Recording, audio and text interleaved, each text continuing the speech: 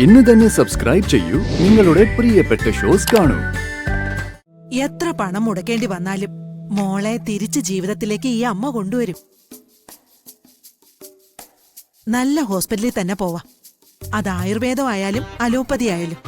അലോപ്പതിയോ? അതിന് എനിക്ക് എന്താ അസുഖം? ഇല്ല, എന്റെ കുട്ടിക്ക് ഒന്നുമില്ല. ചെറിച്ച, ദേവമ്മയുടെ കാര്യം മുത്തശ്ശിയോട് സംസാരിക്കുന്ന കാര്യം എന്തായി? അതിനെക്കുറിച്ചാ ഞാനും ആലോചിക്കുന്നത്. പറയുമ്പോൾ അതനുസരിച്ച് പറഞ്ഞില്ലെങ്കിലേ ചിലപ്പോൾ അത് പ്രശ്നമാവും. പിന്നെ ഒരു സാഹചര്യം ഒത്തു വന്നുമില്ല. ഇത് അധികനാൾ ഒളിപ്പിച്ചു വെക്കാൻ പറ്റുന്ന കാര്യമല്ലല്ലോ ചെറിയച്ച. നമ്മൾ പറയാതെ എന്തെങ്കിലും ഒരു കാരണം കൊണ്ട് മുത്തശ്ശിയും സാവിത്രി അമ്മായിയും പിന്നെ മാലതി ചെറിയമ്മയൊക്കെ അറിഞ്ഞാല് പിന്നെ അവരെ ഒളിപ്പിച്ചു വെച്ചു എന്നുള്ള പരാതിയും കൂടി ആവും. പിന്നീട് നമ്മൾ എന്ത് പറഞ്ഞാലും അവര് വിശ്വസിക്കില്ല. അതാ പ്രശ്നം. ഇതങ്ങ് സംസാരിച്ച് ഓക്കെ ആക്കി കഴിഞ്ഞാ സമാധാനത്തിലിരിക്കാലോ. ചെറിയച്ചൻ പറയുന്നത് വരെ എനിക്കും ദേവമ്മയ്ക്കും ചെറിയച്ചനും ഒക്കെ സമാധാനക്കേടാ. ഒരു കാര്യം ചെയ്യാം, ഞാൻ ഇപ്പൊ തന്നെ ചെന്ന് അമ്മയോട് സംസാരിക്കാം. രണ്ടിലേതായാലും ഒന്ന് അറിയണമല്ലോ. അതെ, ചെറിയച്ചൻ ചെന്ന് മുത്തശ്ശിയോട് കാര്യം പറയേ. ബാക്കി നമുക്ക് വരുന്നിടത്ത് വെച്ച് കാണാം. മോള് ചെല്ലേ, ഇപ്പൊ തന്നെ ചെറിയച്ചൻ കാര്യങ്ങൾ പറഞ്ഞോളാം.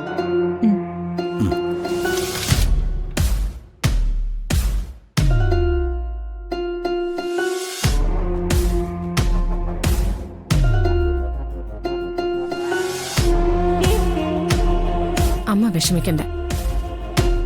ജഗദീഷിനോട് സംസാരിച്ചിട്ട് നമുക്ക് നല്ലൊരു ഡോക്ടറെ കാണിക്കാം അവളെ. അല്ല, കുടുംബത്തിൽ ഇങ്ങനെയൊക്കെ വന്നു പോയാ പിന്നെ എന്ത് ചെയ്യാൻ പറ്റും? ഇവിടെ മാത്രം എന്താണാവോ ഓരോന്ന് കഴിയുമ്പോ അടുത്തത് വന്നുകൊണ്ടിരിക്കുന്നെ.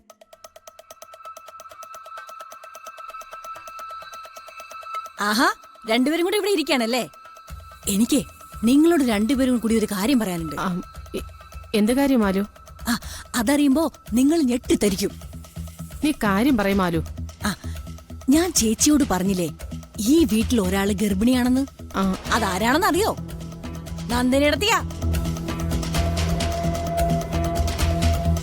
എന്റെ ബുദ്ധിപരമായ ചില നീക്കത്തിലൂടെ ഞാൻ നടത്തിയ അന്വേഷണത്തിൽ അതിവിദഗ്ധമായി ഞാൻ കണ്ടുപിടിച്ചതാ.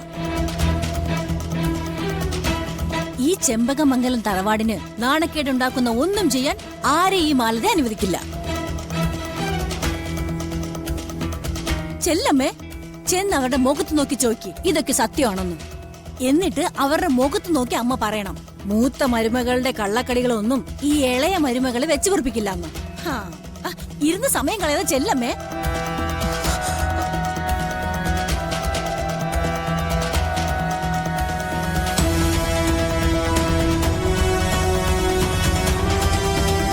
തടയണ്ട ചേച്ചി, ഇതൊക്കെ കേൾക്കുമ്പോ ഏതൊരമ്മയും പ്രതികരിച്ചു പോവും.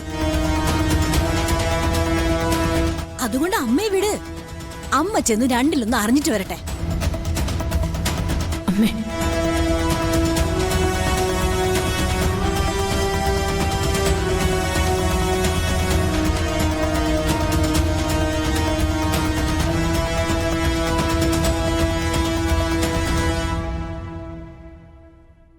ചേച്ചി അമ്മയെ വിട്. ഈ വാർത്ത അറിഞ്ഞ ചോരത്തിളപ്പി തന്നെ അമ്മ ചെന്ന് വിവരങ്ങൾ അന്വേഷിക്കട്ടെ. മാലു, എന്തായാലും നീ കണ്ടുപിടിച്ചല്ലോ, അത് തന്നെ വലിയ കാര്യം. നമുക്ക് സാവധാനം നന്ദിനിയോട് ചോദിച്ച് മനസ്സിലാക്കാം. അതുപോരെ? ഞാൻ വന്ന് ഇത്രയും ഞെട്ടിക്കുന്ന കാര്യങ്ങൾ പറഞ്ഞിട്ടും നിങ്ങൾക്കെന്താ ഒരു കൂസലും ഇല്ലാത്ത? ഇത്രയും വലിയൊരു രഹസ്യം ഞാൻ വന്ന് പറയുമ്പോ നിങ്ങൾ ഞെട്ടിത്തരിക്കുമെന്നാ ഞാൻ കരുതിയത്. അല്ല മാലു, ഞങ്ങൾ ശരിക്കും ഞെട്ടിയായിരുന്നു. നീ കാണാഞ്ഞതാ. ആണോ? നിനക്ക് വേണ്ടി വേണമെങ്കിൽ ഞങ്ങൾ ഒന്നുകൂടെ ഞെട്ടാം. എന്താ, ഞെട്ടട്ടെ?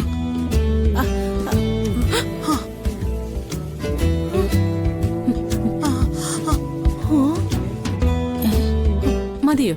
അതോ കുറച്ചുകൂടെ കൂടുതൽ വേണോ? ചേച്ചി. സാവിത്രി, നീ അവളെ കളിയാക്കാതെ. മനഃപൂർവ്വം മാലതി പറയുന്ന അല്ലല്ലോ ഇതൊന്നും. മോളിരിക്കെ. ഇരിക്കും മോളെ, ഇരിക്കെ. സാവിത്രി, എനിക്ക് നിന്നെ പോലെ തന്നെയാ ഇവളും. മരുമോളായിട്ടല്ല, മകളായിട്ടാ ഞാനിവളെ കാണുന്നേ. ഓ, അമ്മ വിഷയത്തിന് പിന്മാറുന്നു. ഇവിടത്തെ വിഷയം നന്ദിനിയിടത്തെ ഗർഭിണിയാണെന്നുള്ളത് ഞാൻ കണ്ടുപിടിച്ചതാ. ഹാ, അമ്മ പറയുന്നത് മരുമകളോടുള്ള വാത്സല്യത്തെ കുറിച്ചാ. ഓ, ഒന്നും അങ്ങോട്ട് ശരിയാവുന്നില്ലല്ലോ. മോളെ എല്ലാം ശരിയാവും, ശരിയാക്കാം നമുക്ക്.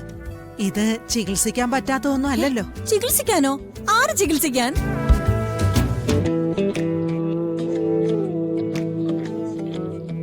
എത്ര പണം മുടക്കേണ്ടി വന്നാലും മോളെ തിരിച്ച് ജീവിതത്തിലേക്ക് ഈ അമ്മ കൊണ്ടുവരും. നല്ല ഹോസ്പിറ്റലിൽ തന്നെ പോവാം. അത് ആയുർവേദമായാലും അലോപ്പതി ആയാലും.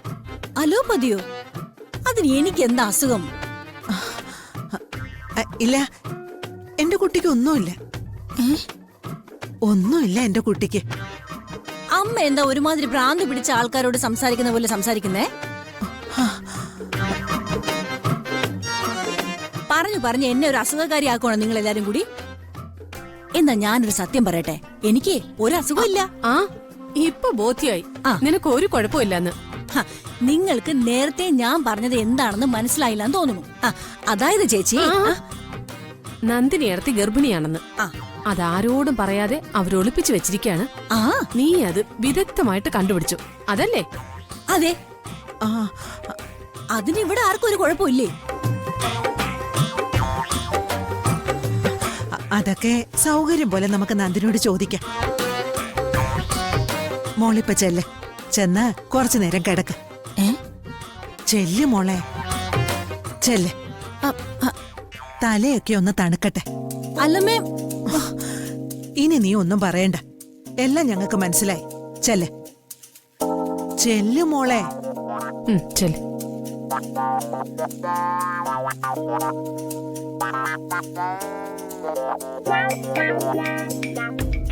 എല്ലാം ഇപ്പൊ തന്നെ അമ്മയോട് പറയണം.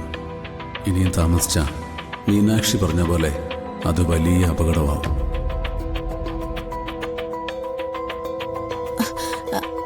ജഗദീഷേട്ടൻ എങ്ങോട്ടാ? ഞാനെങ്ങോട്ടുമില്ല. ഞാൻ ജഗദീഷേട്ടനോട് ഒരു കാര്യം ചോദിച്ചാ സത്യം പറയോ? എന്താടി? ആദ്യം സത്യം പറയോന്ന് പറ. ഓ, സത്യം പറയാം. നീ കാര്യം എന്താന്ന് പറ.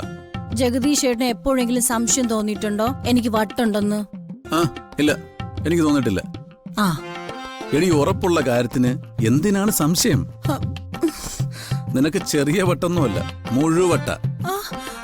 അതെനിക്ക് മാത്രമല്ല, ഇവിടെയുള്ള എല്ലാവർക്കും അത് അറിയുകയും ചെയ്യാം. നിനക്ക് മാത്രം അത് ഇപ്പോഴേ മനസ്സിലായിട്ടുള്ളൂ എന്ന് മാത്രം.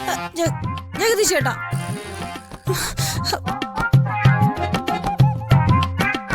മാലതിക്ക് ഇങ്ങനൊരു മാനസിക പ്രശ്നം ഉണ്ടാവാൻ കാരണം എന്താണെന്നാ ഞാൻ ആലോചിക്കുന്നേ.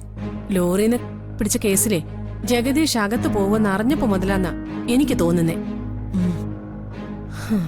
ഒരു മനുഷ്യന്റെ മനസ്സ് താളം തെറ്റാന് അതൊക്കെ തന്നെ ധാരാളം, അല്ലേ അമ്മേ?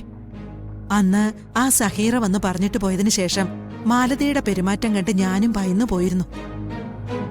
പക്ഷേ അതും ഇവള് പറഞ്ഞു നടക്കുന്ന ഗർഭമായിട്ട് എന്തു ബന്ധമുള്ളത്? മാലതി പറയുന്നത് ഞാനും നീയും നന്ദിനിയൊക്കെ ഗർഭിണികളാണെന്ന്. ഇപ്പൊ പറയുന്നതും കുറച്ചു കഴിഞ്ഞ് എന്താ പറയുന്നതെന്നും അവക്കറിയില്ലമ്മേ. ഇപ്പൊ പറയുന്നതല്ല പിന്നീട് പറയുന്നത്.